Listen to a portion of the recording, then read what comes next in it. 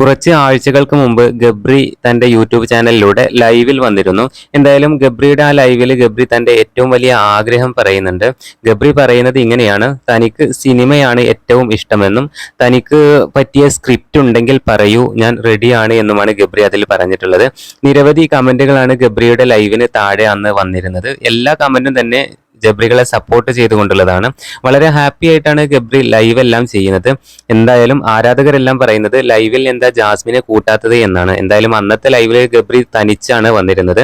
Big boss കഴിഞ്ഞ് മാസങ്ങളായിട്ടും ഗബ്രിയെയും ജാസ്മിനെയും പ്രേക്ഷകർ ഇപ്പോഴും മറന്നിട്ടില്ല എന്നുള്ളതാണ് സത്യം. ഇത്രയും മാസങ്ങളായിട്ടും ഇവരുടെ വീഡിയോക്കാണ് ആരാധകർ കാത്തിരിക്കുന്നത്. ഒരു പക്ഷേ ബിഗ് ബോസ് കഴിഞ്ഞതിന് ശേഷമാണ് ഇവർക്ക് ഇത്രയധികം ആരാധകർ വന്നിട്ടുള്ളത്. ജാസ്മിനും ഞാനും തമ്മിലുള്ള ബന്ധം ആർക്കും തകർക്കാനാവില്ലെന്നും ജാസ്മിനെ എതിർക്കേണ്ട സ്ഥലത്ത് ഞാൻ എതിർത്തിട്ടുണ്ട് എന്നുമാണ് ഗബ്രി അന്ന് പറഞ്ഞിരുന്നത്.